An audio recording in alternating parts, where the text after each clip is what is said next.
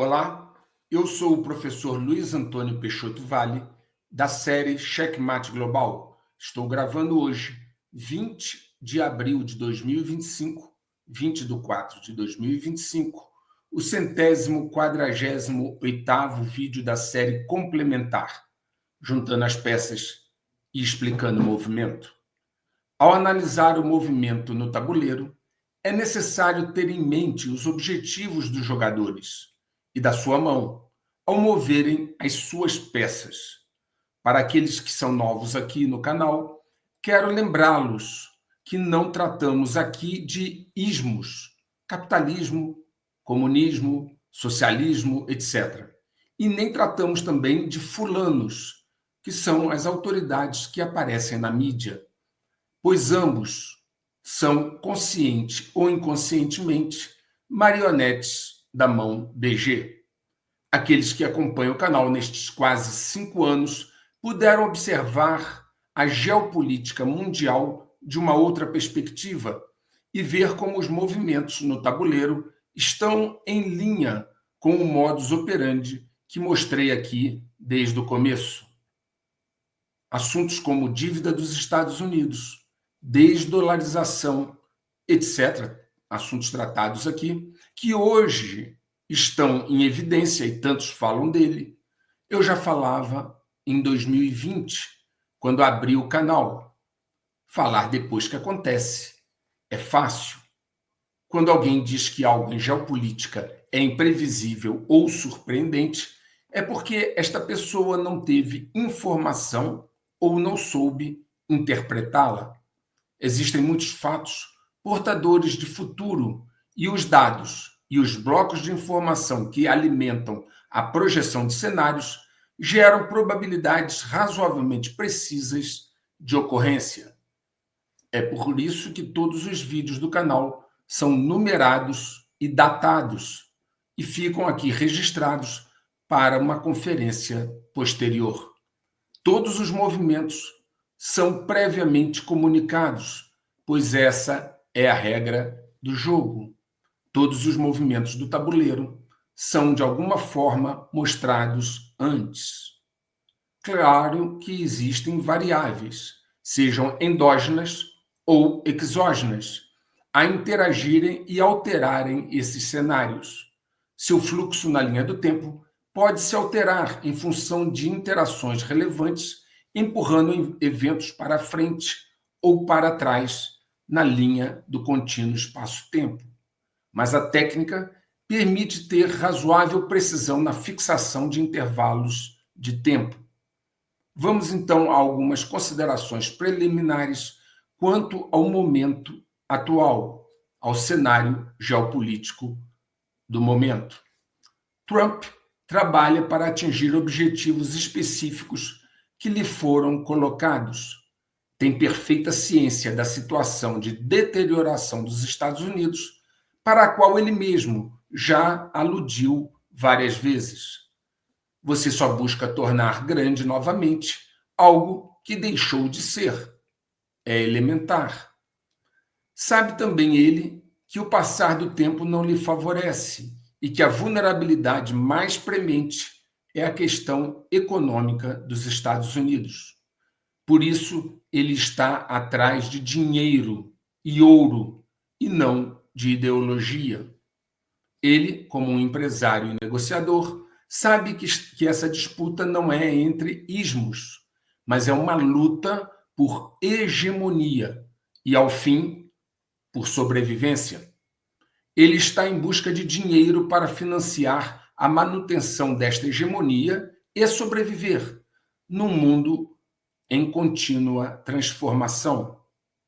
Seja em busca das reservas minerais da Ucrânia ou na imposição de tarifas, o foco é sempre o mesmo: dinheiro. Por exemplo, ele disse recentemente, abre aspas, temos um déficit comercial com a União Europeia de 350 bilhões de dólares. E uma das maneiras pelas quais isso pode desaparecer fácil e rapidamente é que eles terão que comprar nossa energia. Se eles comprarem, podemos gerar 350 bilhões de dólares em uma semana. Fecha aspas. Ocorre que a energia que a Europa compra dos Estados Unidos é várias vezes mais cara do que ela comprava e ainda compra da Rússia. E isto está acabando com a competitividade dos europeus. Por isso, eles continuam comprando energia da Rússia disfarçadamente, através de terceiros, como eu já mostrei aqui. Talvez, sem perceber, o comissário europeu de energia, Dan Jorgensen, cometeu um sincericídio ao dizer para o Financial Times, no dia 10 de abril, o seguinte, abre aspas, palavras dele, aspas, gastamos mais dinheiro comprando combustíveis fósseis da Rússia desde 2022 do que demos em ajuda à Ucrânia, fecha aspas, referindo-se a 2022, ao ano que começou o conflito entre a Rússia e a Ucrânia. Vejam, ele admite a compra e diz que é superior à ajuda que deram à Ucrânia. Trump sabe que a questão da Ucrânia é complicada, porque a facção DG europeia, a velha Europa, precisa se abastecer do sangue, da vitalidade ucraniana, e a defenderá até o fim.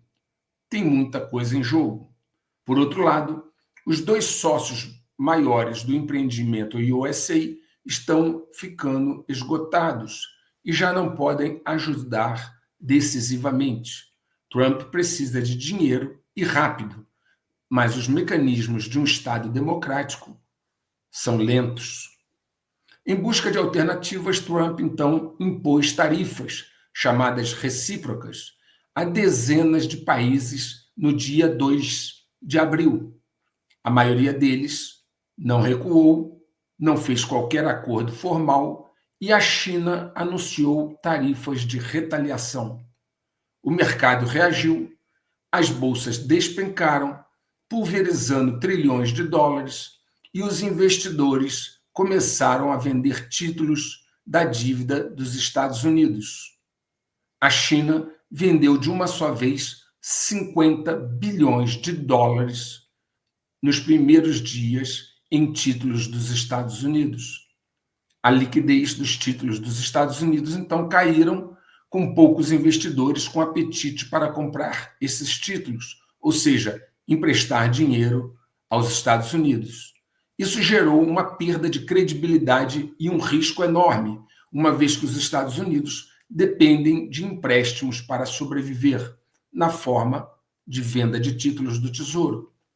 Ao perceber a reação do mercado, Trump, no dia 7, 5 dias depois, antes das bolsas abrirem, postou o seguinte na sua mídia social. Ele disse, abre aspas, não sejam fracos, não sejam estúpidos, não entrem em pânico, sejam fortes, corajosos e pacientes.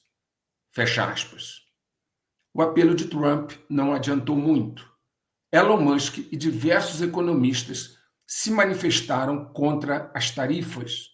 Elon Musk atacou, inclusive, publicamente o conselheiro comercial de Trump, Peter Navarro, chamando-o de idiota. Diante desta situação, no dia 7 e horas seguintes, depois, então, mais 2 dias, no dia 9, Trump recuou. Trump havia dito que suas políticas nunca mudariam, mas no dia 9 ele recuou, suspendendo as tarifas impostas no dia 2. Em função disto, a União Europeia, que havia anunciado uma retaliação igual à China, a União Europeia, então, a partir do dia 9, anunciou que estava suspendendo seu pacote de retaliação de 28 bilhões de dólares contra os Estados Unidos, que estaria para entrar em vigor no dia 15. Logo, é incorreto o anúncio de que ninguém retaliou os Estados Unidos, exceto a China, porque a União Europeia, assim como a China, haviam anunciado retaliações. E a chefe, inclusive, da União Europeia, Ursula von der Leyen, após o recuo de Trump no dia 9, anunciou numa postura bastante arrogante, o seguinte, abre aspas, tomamos nota do anúncio do presidente Trump. Queremos dar uma chance às negociações, enquanto finalizamos a adoção de contramedidas da União Europeia que receberam forte apoio dos nossos Estados-membros, vamos colocá-las em espera por 90 dias. Se as negociações não forem satisfatórias, nossas contramedidas entrarão em ação. O trabalho preparatório para novas contramedidas continua.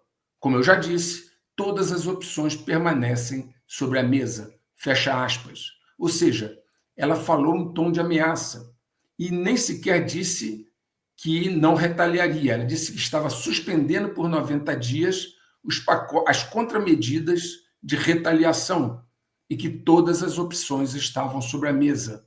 É assim que a União Europeia se colocou em relação à suspensão por 90 dias das tarifas de Trump. Okay? Vejam que ela ficou numa posição firme de retaliar se as negociações não favorecerem aos europeus.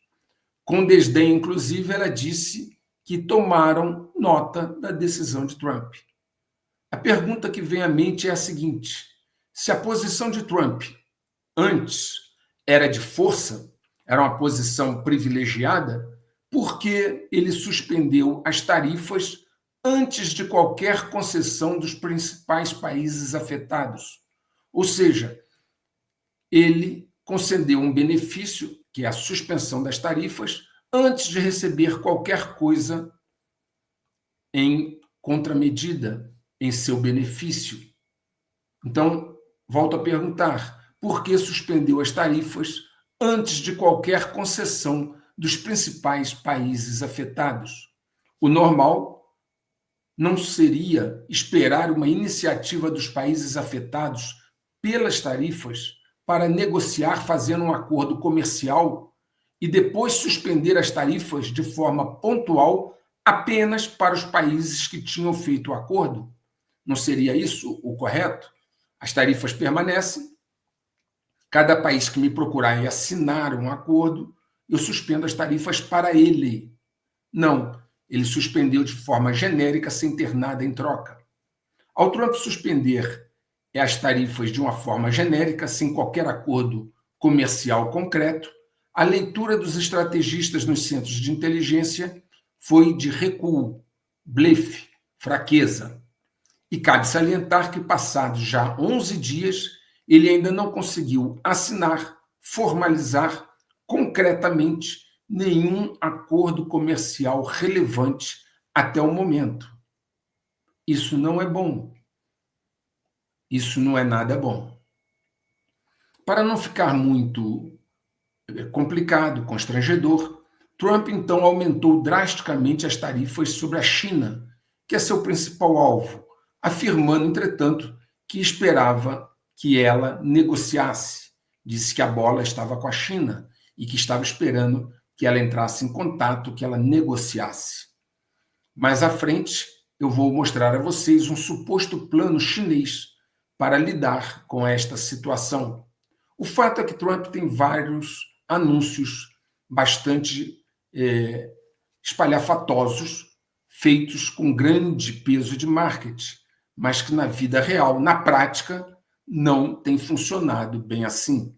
Por exemplo, ele tem anunciado que as empresas estão voltando para os Estados Unidos, como se fosse possível, da noite para o dia, pegar toda uma cadeia global de insumos e produção, realocá-la nos Estados Unidos.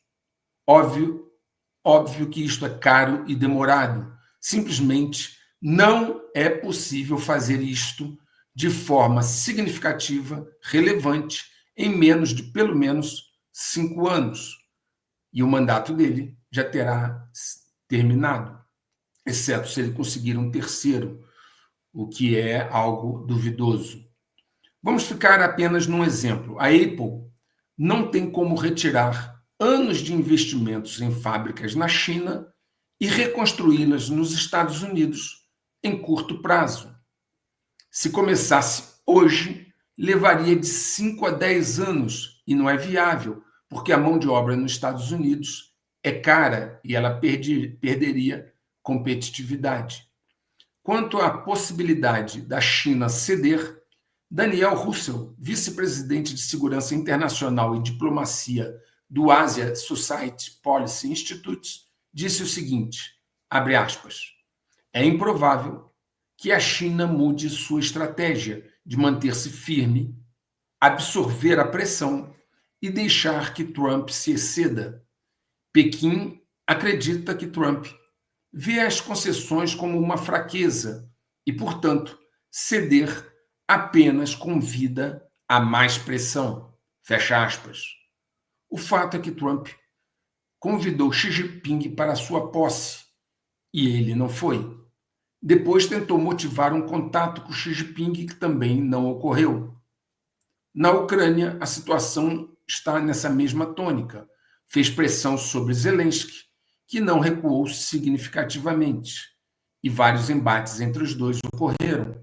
Também fez pressão sobre a Rússia, que até o momento não cedeu. Agora, Marco Rubio, secretário de Estado, fala em abandonar as negociações de paz entre Ucrânia e Rússia. Se abandonarem, se os Estados Unidos sair desse processo, o que vai mudar para a Rússia? Nada. Ela vai continuar seus movimentos de tropa e o conflito vai se estender. No Oriente Médio, idem. Trump ameaçou o Irã, que também não cedeu. Ele propôs negociações diretas e o Irã não aceitou, somente negociações indiretas, que foram feitas com a equipe dos Estados Unidos numa sala, a do Irã em outra, e um intermediário levando as informações. Agora, depois de avançarem nessa pauta mínima, parece que haverão novas rodadas que estão programadas com a possibilidade de serem feitas diretamente entre Irã e Estados Unidos. Em mais uma situação que simbolizou para os analistas um recuo, aparentemente por pressão das empresas de tecnologia, discretamente, na calada da noite, a alfândega dos Estados Unidos anunciou no dia 11 que suspenderia temporariamente o aumento de tarifas sobre alguns produtos tecnológicos importados pelos Estados Unidos, tais como smartphones, computadores, servidores, laptops, tablets, placas-mãe, processadores, módulos de memória, máquinas usadas para a fabricação de dispositivos semicondutores, circuitos integrados, monitores de tela plana e dispositivos relacionados a isso. Outros itens incluídos no anúncio da alfândega são roteadores, modems, switches de rede, dispositivos de armazenamento SSD, unidades USB, cartões SD, módulos de exibição como LCD, OLEDs, monitores de computador, certos transistores, células solares, LEDs, microchips, microprocessadores, chips de memória e muito mais. Muito mais. Né? Tudo isso são produtos de tecnologia, produtos eletrônicos, né, de valor agregado.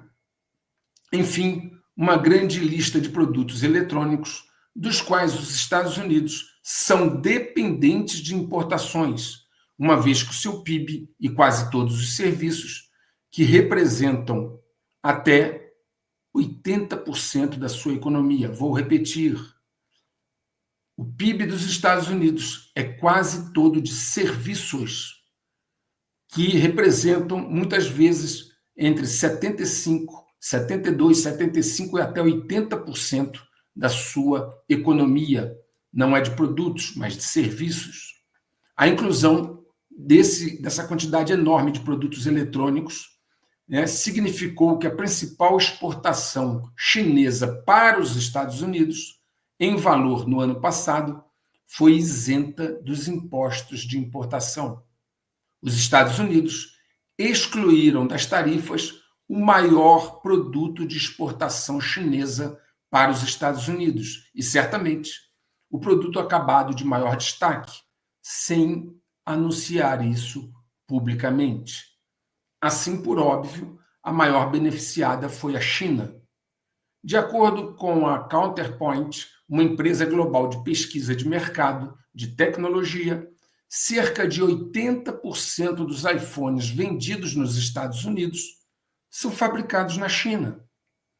O editor de economia da BBC, Faisal Islam, classificou o gesto de Trump como, abre aspas, um recuo significativo, fecha aspas, na guerra comercial contra a China, naturalmente.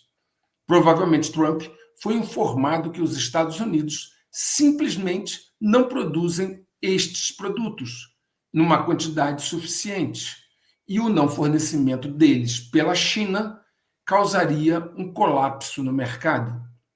Mesmo sendo a China tremendamente beneficiada, ela ainda reagiu dando pouco valor ao anúncio da alfândega americana. O Ministério do Comércio chinês classificou as isenções como um pequeno passo dos Estados Unidos. Num sinal claro de que a China já busca novas parcerias comerciais, em linha com o plano deles que foi vazado e que eu vou mostrar mais à frente aqui neste vídeo, foi noticiado que a União Europeia e a China abriram negociações para suspender as tarifas aplicadas a carros elétricos chineses fabricados na China e exportados para a União Europeia. A União Europeia aumentou as tarifas sobre veículos elétricos fabricados na China para até 45,3% no ano passado, em outubro. Em troca agora dessa revogação dessa tarifa, a China concordaria em fixar preços mínimos mutuamente negociados. As montadoras alemãs realizaram 1/3 de suas vendas totais para o mercado chinês, que é o segundo mercado mais importante depois dos Estados Unidos. Por isso, essa ideia de Trump de usar as tarifas como moeda de troca para os países pararem de negociar com a China é bastante duvidosa de ser eficaz. Imaginem, por exemplo, o Brasil parando de vender para a China, que é de longe o maior comprador do Brasil. Para vocês terem números, para se ter uma ideia, no primeiro trimestre de 2025, os chineses compraram do Brasil o dobro do que os Estados Unidos comprou. Foram vendidos para a China 19,8 bilhões de dólares e para os Estados Unidos apenas 9,7 bilhões de dólares. 19,8 vendido para a China e 9,7 para os Estados Unidos. E mais um detalhe, nós tivemos superávit com os chineses e déficit com os Estados Unidos nesse mesmo período. Se Trump pressionar o Brasil para abandonar o comércio com os chineses, pergunta-se como isso pode ser feito.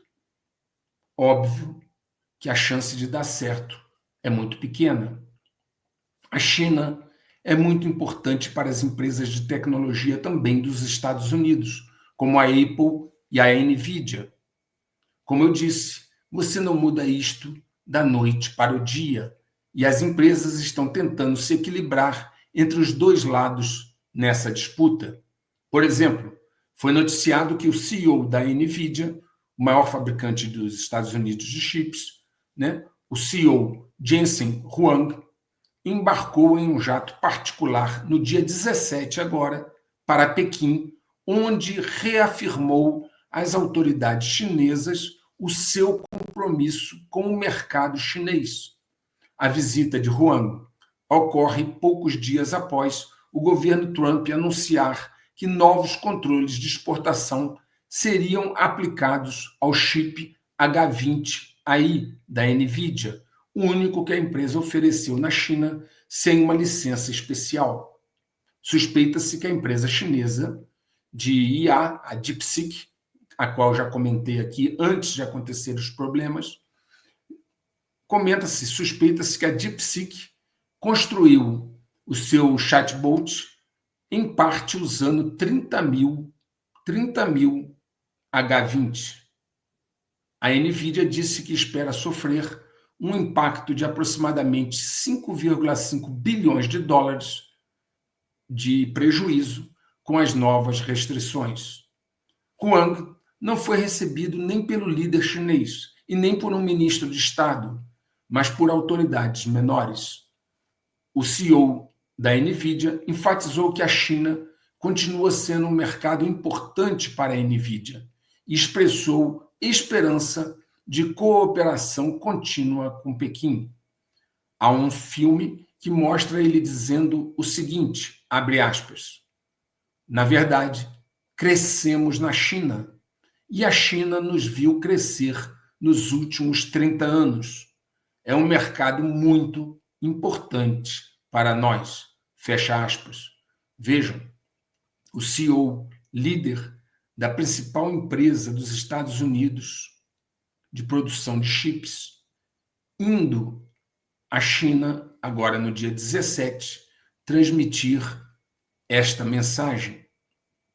Pergunta-se o que ele quis passar em plena guerra comercial entre Estados Unidos e China. Qual foi o recado que ele quis dar?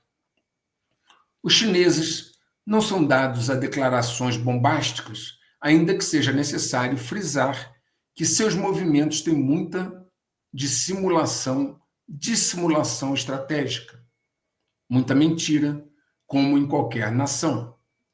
Entretanto, algumas declarações recentes deles têm surpreendido pelo seu tom belicoso.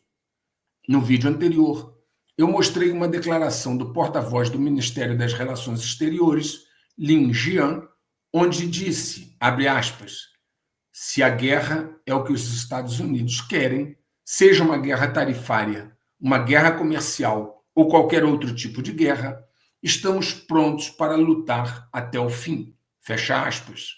Uma frase, inclusive, que foi republicada no X pela Embaixada Chinesa em Washington.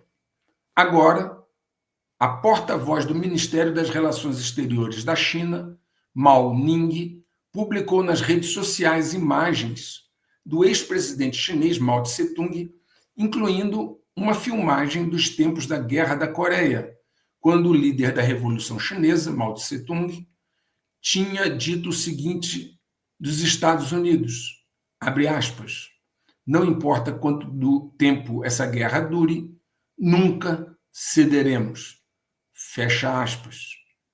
Isso é o que ela colocou. E acima do post, inclusive, essa porta-voz comentou o seguinte, abre aspas, somos chineses, não temos medo de provocações, não vamos recuar, fecha aspas.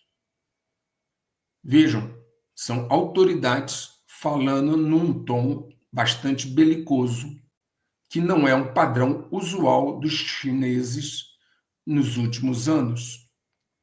Talvez também seja um blefe, mas, de fato, o tom mudou abruptamente. Alguns sinais desta mudança de tom vêm chegando.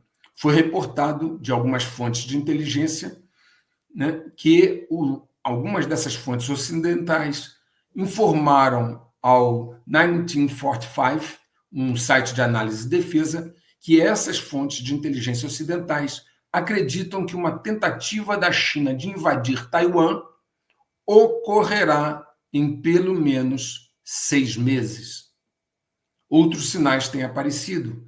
A China publicou no dia 5 regulamentações atualizadas para suprimentos médicos para o Exército, exigindo que os militares implementem um sistema de reserva de suprimentos médicos para manter a preparação para a guerra. A nova regulamentação proíbe a apropriação de suprimentos médicos militares para uso civil.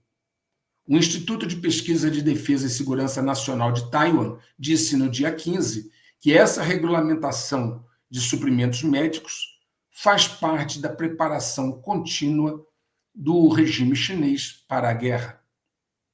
Vamos então agora aos alegados planos da China para lidar com os Estados Unidos, que eu citei antes, no início do vídeo. Um oficial chinês que teve acesso a um plano secreto de reação da China às ações de Trump, transferiu esta informação verbalmente a um dissidente chinês que vive na Austrália, de nome Yuan Humbing, que numa entrevista a Li Jingru divulgou essa informação na internet. O plano está contido numa resolução do Comitê Permanente do Birô Político do Comitê Central do Partido Comunista Chinês. E esse documento, essa resolução desse Comitê Permanente, é intitulada, abre aspas, por meio de uma luta decisiva e grandiosa, agarrar firmemente a iniciativa e o domínio das grandes mudanças que não foram vistas em um século.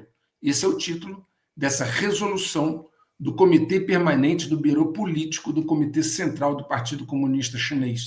Vou repetir o título. Abre aspas.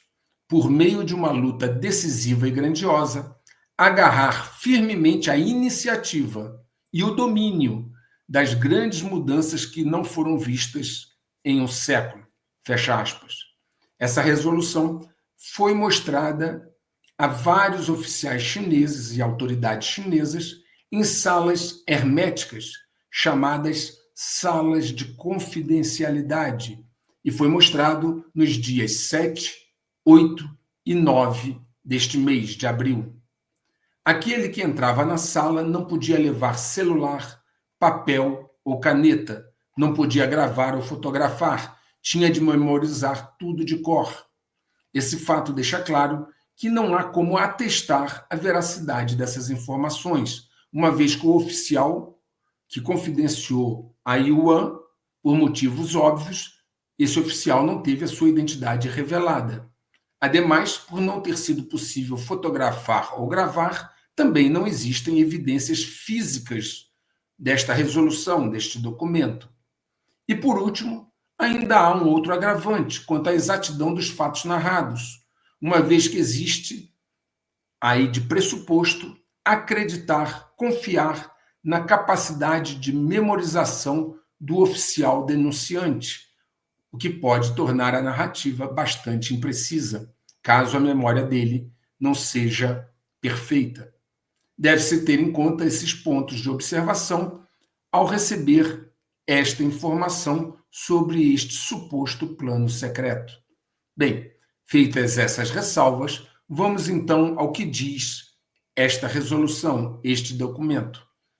Segundo o relato deste oficial, passado ao dissidente Yuan, esse documento é a resposta à guerra tarifária do governo Trump nos Estados Unidos e apresenta uma série de orientações estratégicas para o Partido Comunista Chinês conduzir uma luta decisiva contra o governo Trump em diversos campos, no campo econômico, no campo político e até mesmo no campo militar.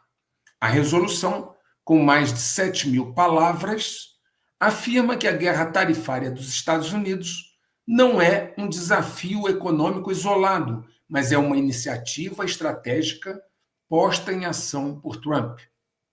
Segundo o documento, é a primeira batalha de uma guerra total. Vou repetir, segundo esse documento, enfatiza, essa é a primeira batalha de uma guerra total, que envolve política, economia, forças armadas e cultura. A resolução conclama os oficiais a atenderem o chamamento de Xi Jinping para derrotar a hegemonia dos Estados Unidos na economia, nas forças armadas e na política internacional desde o fim da Segunda Guerra Mundial. A resolução afirma que, para eles, a guerra total tornou-se inevitável. Vou repetir, está no documento.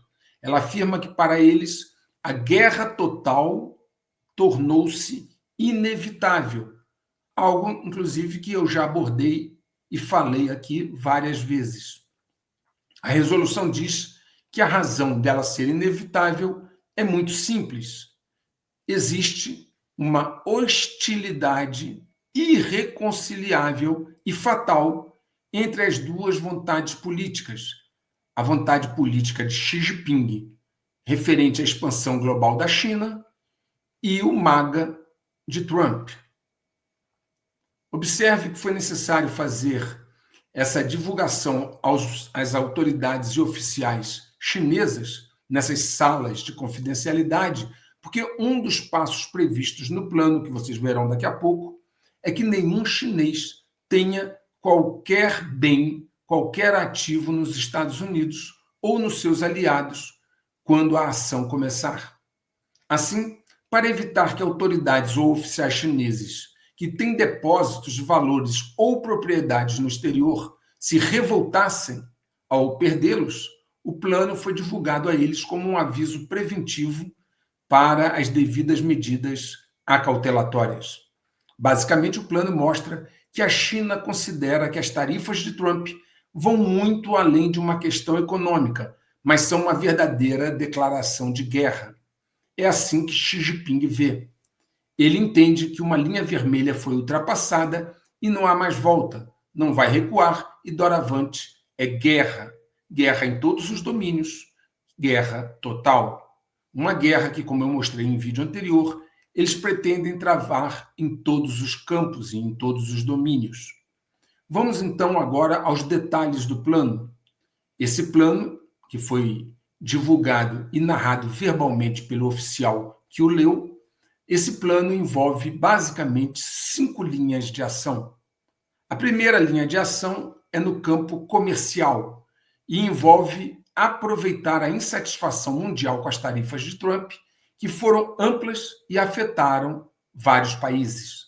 Nesse ponto, a ideia é fechar acordos comerciais com vários países insatisfeitos. A China fechar acordos comerciais com vários países insatisfeitos para isolar os Estados Unidos. E no documento são citadas Alemanha, França, Grã-Bretanha, Canadá, Japão, Coreia do Sul, Austrália e países vizinhos da China. De fato, Xi Jinping saiu recentemente em viagem à Malásia, Vietnã e Camboja, coincidindo com esta diretriz que está no documento. Ademais, as negociações abertas com a União Europeia, das quais eu já falei, apontam também neste sentido, assim como Xi Jinping ter recebido o primeiro-ministro da Espanha para falar de acordos comerciais. Então vejam que o que Xi Jinping está fazendo bate com essa primeira linha de ação que está no plano. A segunda linha de ação é no campo econômico-financeiro, a primeira no campo comercial e agora a segunda no campo econômico-financeiro. E essa segunda linha de ação envolve um plano que se desdobra em 3 partes. A primeira parte da segunda linha de ação é a proteção da riqueza chinesa. Isso envolve que os governos provinciais e o governo central, assim como as empresas estatais e seus cidadãos comuns, não tenham ativos.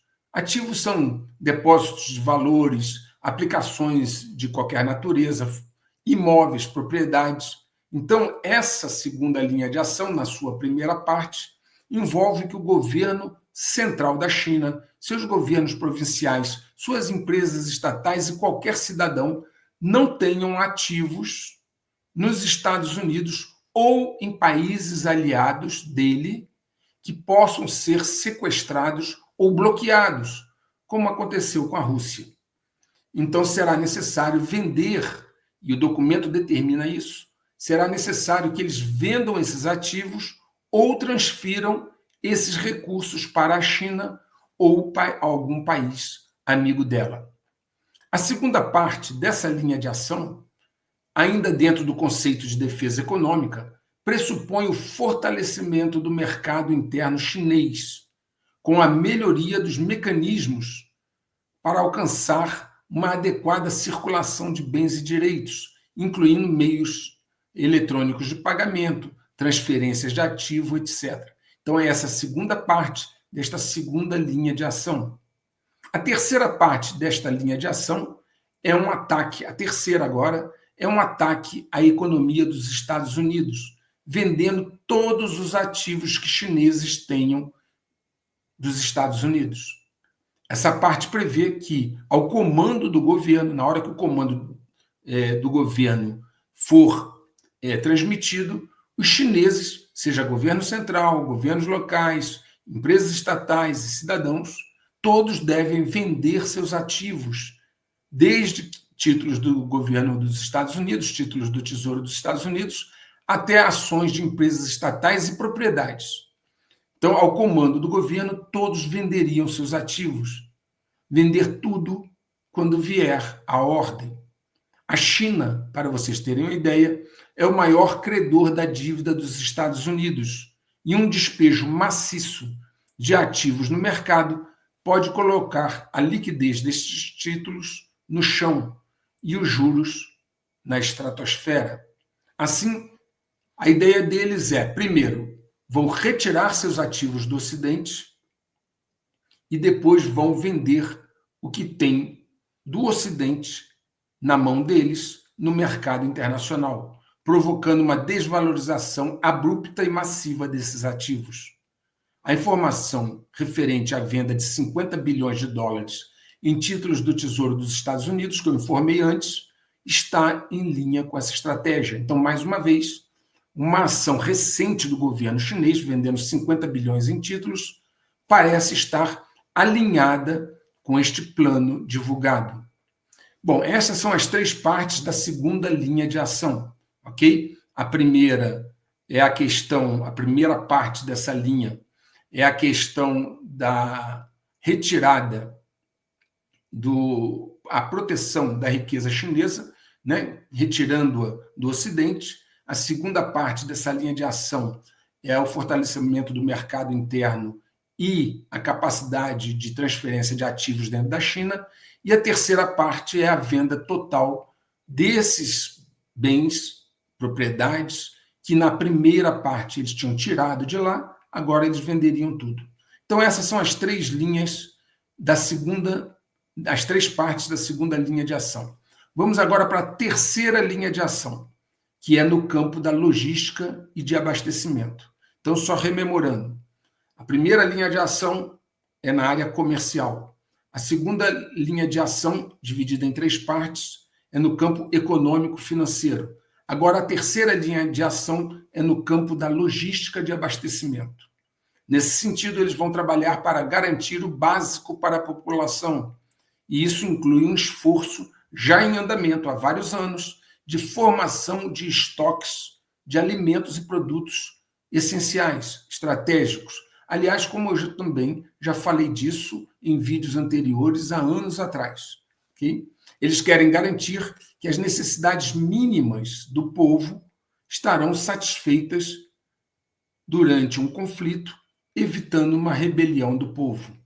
A resolução exige que os governos locais na China estejam totalmente preparados para restaurar parcial ou totalmente o sistema de abastecimento para lidar com possíveis situações difíceis. Qualquer um que questionar nessa situação, qualquer um chinês que questionar, será rapidamente rotulado de traidor e penalizado. A nova regulamentação para a administração de medicamentos, de que falei antes, parece estar em linha com essa diretriz, ou seja, os medicamentos da área militar não serão levados para civis, manter estoques mínimos, reguladores, evitar o desabastecimento. Eles confiam no controle que tem da população, que não se rebelou nem na grande fome que Mao Tse-tung os fez passar. Por outro lado, eles acreditam que uma forte crise econômica com desabastecimento no Ocidente provocará o caos na Europa e nas Américas. A quarta linha de ação é consolidar alianças estratégicas, incluindo alianças militares, com seus aliados, notadamente Rússia, Irã e Coreia do Norte, como uma pedra angular, todavia sem esquecer países vizinhos à China e aqueles ao sul, o sul global, como eles chamam. O documento chama a atenção ao fortalecimento da presença econômica, cultural, política e militar nos países do Sudeste Asiático, especialmente Camboja, Laos, Mianmar e até mesmo Tailândia. A resolução fala ainda em aproveitar o momento para dividir ainda mais o Ocidente e desintegrar, ou pelo menos enfraquecer, a OTAN, ao ponto dos Estados Unidos não ter mais a capacidade de se tornar ou fazer prevalecer-se como polícia internacional. Por fim, a quinta e última linha de ação é a guerra militar total aberta. A resolução exige que todo partido e todo o exército compreendam profundamente e implementem resolutamente o conceito estratégico de Xi Jinping de se envolver em uma batalha militar decisiva com os Estados Unidos no Estreito de Taiwan. Eu vou repetir devido à gravidade dessa quinta linha de ação, que é de promover uma guerra militar total aberta. E o documento, a resolução do comitê, determina que todos devem entender o conceito estratégico de Xi Jinping. E qual é o conceito estratégico de Xi Jinping? Se envolver em uma batalha militar decisiva com os Estados Unidos, aonde? No Estreito de Taiwan. Xi Jinping entende que a guerra é inevitável, como eu já venho mostrando, e que a China deve tomar a iniciativa, ok? Como também já mostrei várias vezes quando eu disse que um líder acuado tem ideias radicais. Há bastante tempo já venho falando disso em vídeos. À medida que Xi Jinping fica acuado, ele pode ter a iniciativa. Bom, como teria essa iniciativa? Uma forma de fazê-lo, de tomar essa iniciativa, é iniciando a invasão de Taiwan. O documento defende que tomar a iniciativa de escolher o campo de batalha para a batalha decisiva é o primeiro passo para a vitória. Vou repetir esse conceito do Xi Jinping que está no documento. Tomar a iniciativa de escolher o campo de batalha para a batalha decisiva é o primeiro passo para a vitória. Já mostrei aqui anteriormente a advertência de um alto oficial dos Estados Unidos que disse que as dezenas de exercícios militares chineses ao largo de Taiwan, nas proximidades de Taiwan, estão se assemelhando a ensaios de invasão e não simples exercícios navais, de tal forma que, quando eles entrarem em ação, será difícil distinguir se é um exercício naval ou uma invasão de fato. Já mostrei isso aqui em vídeos anteriores. Então, eles fazem exercícios navais e aéreos que são muito parecidos e muito próximos com o que seria uma invasão, fazendo você perder a noção ou não poder distinguir quando é um exercício naval ou quando eles efetivamente estão em ação. Isso seria difícil de distinguir e isso talvez retardaria a reação pela dúvida se é um exercício naval ou não, ok? Estão fazendo isso para garantir o fator surpresa. O documento determina que eles devem atacar e destruir completamente as bases militares dos Estados Unidos no Japão, Coreia do Sul e Guam, nas Filipinas, forçando os Estados Unidos a operar somente a partir do Havaí. Apregoam, inclusive, que será um novo tipo de guerra convencional, com controle de domínio total do campo de batalha. Esse é o conceito de ter escolhido o Estreito de Taiwan para começar, porque eles querem ter controle de domínio total do campo de batalha, baseado em quê? Em informações sistemáticas, sob condições modernas de alta tecnologia, apoiada por um poder de dissuasão nuclear forte e confiável. A resolução defende que uma guerra no Estreito de Taiwan lhes favorece, porque existe a profundidade estratégica do continente a lhes conferir uma vantagem geográfica sobre os Estados Unidos. Envolve também uma guerra híbrida, uma guerra cibernética e espacial preventiva, ou seja, ações cibernéticas de ataques também do espaço. Eu já falei sobre os satélites deles, etc. E em vários outros campos, um ataque preventivo deve preceder, o ataque real. Eles entendem que correm contra o tempo e precisam acelerar antes que os Estados Unidos se recuperem, se preparem melhor no campo militar. Para isso, manter os Estados Unidos envolvidos com o Oriente Médio é uma distração conveniente para eles. Eu já salientei aqui em vídeos, falei mais de uma vez, que abrir 3 frentes de batalha para o Ocidente, ou seja, quais são as 3 frentes de batalha? Ucrânia, Irã e Taiwan, seria um desastre garantido para as forças ocidentais. Talvez por perceber isso, Trump esteja envolvido em negociações com a Rússia e o Irã para evitar o escalonamento e envolvimento dos Estados Unidos nestes 2 conflitos. No entendimento do dissidente Yuan, que recebeu as informações do oficial, ele diz, Yuan, que, baseado em conversas com oficiais chineses, um dos motivos que fez Xi Jinping assumir esta posição radical foi porque ele foi convencido que, caso cedesse na guerra tarifária, os Estados Unidos inevitavelmente se uniriam a outros países para reacender a questão da pandemia do novo coronavírus e responsabilizar a China. Observe que esse tratado ele foi mostrado aos oficiais nos dias 7, 8 e 9 de abril. Logo, ele deve ter sido escrito, no mínimo, no final de março.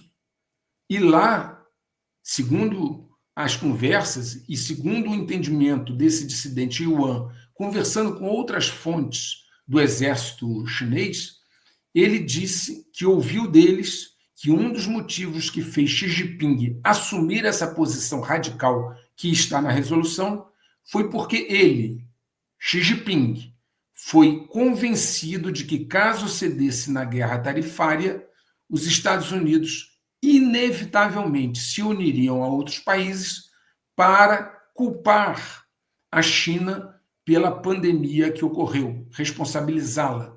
Agora vejam que também não deve ser coincidência.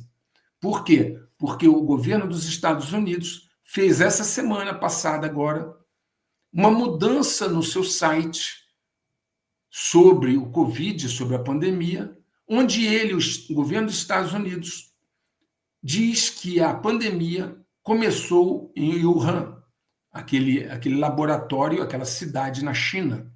Okay? Então, observem como o que acontece depois, como essa mudança no site americano, bate com o que eles disseram que aconteceria. E esse foi um dos argumentos para convencer Xi Jinping, segundo esse dissidente Yuan, foi um dos argumentos para convencer Xi Jinping a não ceder na guerra tarifária, porque eles entendem que a cada sessão, a cada vez que eles cederem, novas pressões virão, e essa seria uma delas. Ainda que não se possa validar adequadamente a fidedignidade do relato sobre esse documento, o fato é que está havendo uma estranha aderência entre o que ele propõe e os últimos acontecimentos. A China nomeou um novo negociador internacional, o que muitos viram como um recuo em sua intransigência. Li Shengang, enviado da China na OMC desde 2021, foi nomeado representante comercial internacional do país e vice-ministro do Comércio. O especialista da China, Wang He, disse que essa nomeação de Li não tem nenhuma relevância, pois todos eles, funcionários do partido, são fantoches, seguindo rigorosamente as ordens do Partido Comunista Chinês.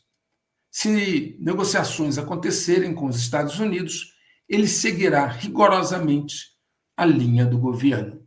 E aí uma questão que se levanta é a seguinte: e se esse movimento de negociação for apenas uma estratégia para ganhar tempo, paralisar e distrair o governo dos Estados Unidos, uma vez que o seu plano vazou? Será que eles estão ganhando tempo para implementá-lo? No momento que você abre negociações, vai conduzindo aquelas negociações exaustivamente em banho-maria, né, aquele com quem você negocia está impedido de agir, porque estamos em negociações. Será que essa não seria uma estratégia para eles ganharem tempo para implementar adequadamente as suas 5 linhas de ação? Será que eles não estão usando a estratégia russa de paciência, abrindo negociações longas e exaustivas enquanto avançam no terreno? E aí, enquanto estão negociando, não estão também confrontando o temperamento raivoso, vaidoso de Trump. Mas, ao mesmo tempo, enquanto a negociação acontece, eles continuam avançando no terreno, os russos. Talvez não seja essa a ideia dos chineses. Outra pergunta é o seguinte: o vazamento deste plano foi proposital para enviar um recado aos Estados Unidos de que eles estão dispostos a tudo, ou foi, de fato, uma falha de segurança?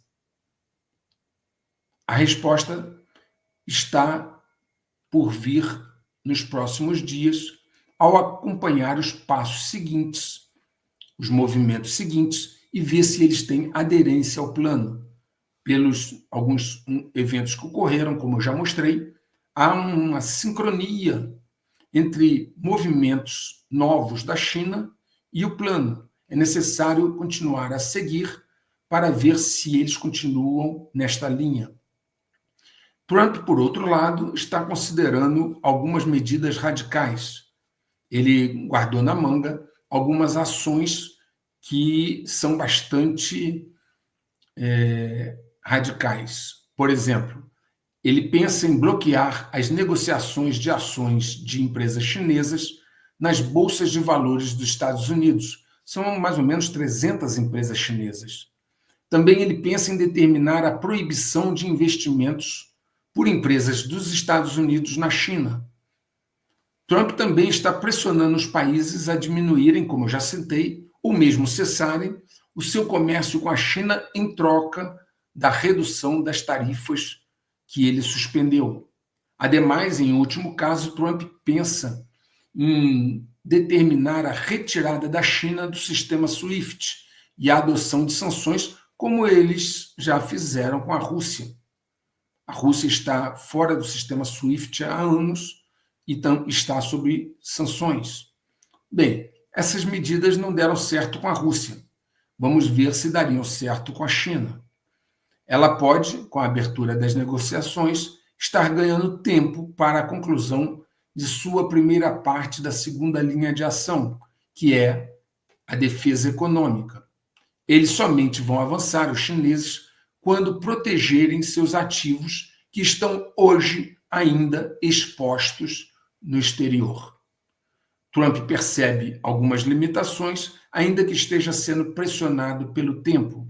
Ele precisará dar foco ao cumprimento de seus compromissos, e isso não inclui mexer agora em certos vesperos. Observem, com muita atenção, como não se fala mais em auditoria do Fort Knox, nem em divulgação completa dos arquivos de Epstein, assim como o Elon Musk já falou em se afastar do governo. Os movimentos estão em andamento acelerado. Tudo muda muito rápido. Nós estamos numa época extremamente acelerada, que a cada dia acontecem coisas que no passado levaria semanas ou talvez meses para acontecer. Apenas 7 meses atrás, por exemplo, em outubro de 2024, poucos imaginariam que estaríamos agora neste ponto, com esse contexto. Nos vídeos aqui do canal, vocês poderão encontrar avisos meus com a previsão para o checkmate global. Quando faltavam 33 meses e depois quando faltavam 18 meses, eu disse explicitamente nos vídeos: peguem as datas dos vídeos e façam as contas. O checkmate global é uma transformação profunda em toda a estrutura mundial. Uma modificação profunda e ampla. Essa previsão, essa demonstração de cenários, chama-se projeção de cenários. é um método científico, não é adivinhação, não é evidência. Isso eu também já expliquei aqui antes, como os cenários são projetados, a sua técnica, a sua metodologia também está aqui nos vídeos. As análises recentes apontam que existe uma grande probabilidade de ocorrência de resultantes impactantes entre o final de maio e o final de setembro, num crescente de intensidade a depender da interação de algumas variáveis. Há uma alta probabilidade. Está tudo muito claro para quem tem olhos de ver e ouvidos de ouvir, para quem quer entender. O tempo urge. O efeito dominó está em andamento rápido e próximo do fim. Na medida que a cada movimento um novo dominó cai, ele empurra outro para a queda seguinte. Tudo está interconectado. As variáveis interagem e impactam a todos. Todo jogo acaba ou muda de fase. O checkmate global está em processo de finalização.